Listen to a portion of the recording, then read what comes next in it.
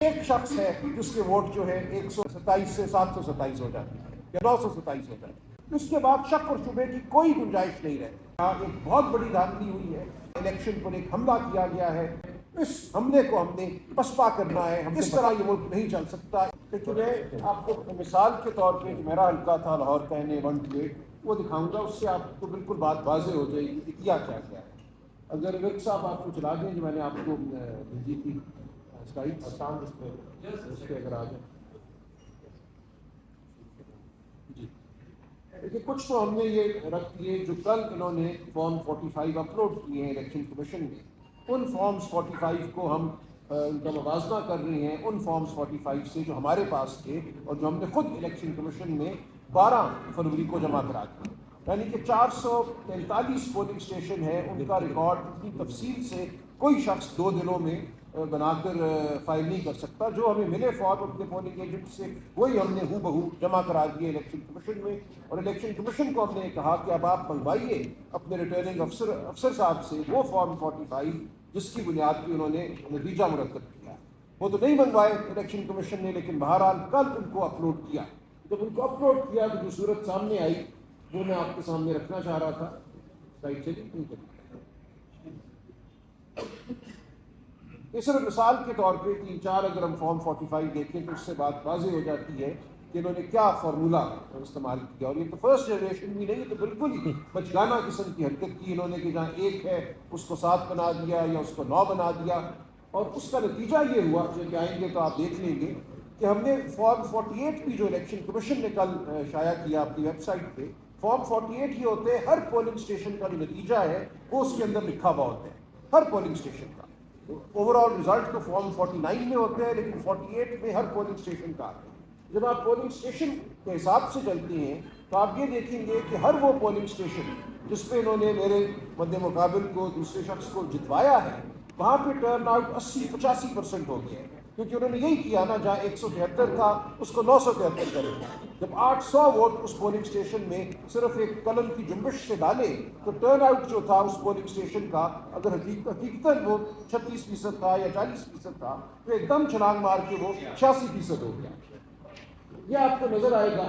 مثال کے طور پہ آپ اگر دیکھیں، اس میں ہم چلے جائیں پولنگ اسٹیشن نمبر 5 پہ۔ اب پولنگ اسٹیشن نمبر 5 پہ اگر آپ بائیں ہاتھ سے آگے چلیں، اب ان کو اس کو بھیجیں اور پیچھے لے کے جائیں، یہ ہاں پولنگ اسٹیشن نمبر 5 اور پیچھے لے جائے گا، آپ لیفٹ پہ جائے گا، اس سائڈ پہ جاؤ۔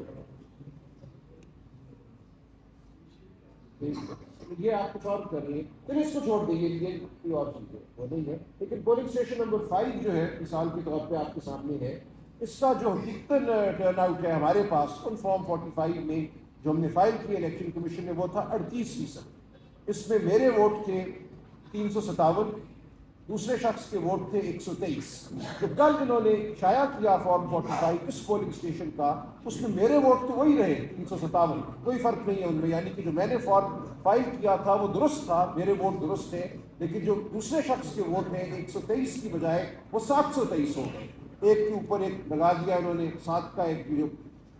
ٹنڈرا، اور اس کی وجہ سے جو ٹرن آؤٹ تھا وہ 38% سے بڑھ کر 86% ہو گیا۔ اچھا، اسی عمارت میں، یہ ایک اسکول کے اندر ایک پولنگ اسٹیشن ہے، آپ کے علم میں ہوگا کہ ایک ہی عمارت میں کئی دفعہ 3-4 پولنگ اسٹیشن ہوتی ہیں، ایک فلور پہ، دوسرا اس کے ساتھ۔ اسی عمارت میں جو پولنگ اسٹیشن ہے، اس پولنگ اسٹیشن کا ٹرن آؤٹ 86% ہو گیا۔ اس عمارت میں باقی پولنگ اسٹیشن جو ہیں ان کا ٹرن آؤٹ وہی 40%، 38% تھا۔ تو کوئی اس کی منطق نہیں آتی سمجھ کہ ایک ہی علاقے میں ایک ہی پولنگ اسٹیشن جو ایک بلڈنگ میں ہے، اس بلڈنگ کے اندر 2-3 پولنگ اسٹیشنز کے ریزلٹس جو ہیں ان میں اتنا فرق ہو کہ کہاں 38% اور کہاں 86%۔ اور نظر یہی آ رہا ہے کہ جب آپ نے 1 کو 7 کیا، 600 ووٹ بڑھائے، تو ٹرن آؤٹ جو تھا 38% سے وہ 86% ہو گیا۔ اب یہ جو فارم 48 ہے جو ہم نے یہاں لگایا ہے، یہ ویب سائٹ پہ موجود ہے الیکشن کمیشن۔ میں چاہوں گا آپ سب اس کو ڈاؤن لوڈ کر کے اس کو پڑھیں، دیکھیں، بالکل بات واضح ہو جاتی ہے کہ کتنے بھونڈے طریقے سے ریگنگ کی گئی ہے۔ لیکن صرف یہ ہوئی کہ جہاں 44 تھا اس کو 444 کر دیا، جہاں 88 تھا اس کو 688 کر دیا۔ یہ polling station after polling station after polling station آپ کو نظر آئے گا، اور اس کا نتیجہ یہ ہو رہا ہے کہ ایک پولنگ اسٹیشن پہ جہاں رزلٹ درست رکھا گیا وہاں ٹرن آؤٹ 40% ہے، جہاں رزلٹ کو خراب کیا گیا، ٹیمپر کیا گیا، وہاں ٹرن آؤٹ جو ہے وہ 80-86% ہو گیا۔ یہ بڑی آسان سادہ بات ہے، یہ کسی کو بھی میں سمجھتا ہوں سمجھنے میں مشکل پیش نہیں آنی چاہیے۔ اور جو کل رزلٹ شائع کیا ہے الیکشن کمیشن نے، یہ میں سمجھتا ہوں پاکستان کی تاریخ کا ایک بہت ہی اہم لمحہ ہے۔ پہلی بار ہم پورے وثوق سے پوری قوم جو ہے وہ دھاندلی کو اپنی آنکھوں سے دیکھ سکتی ہے۔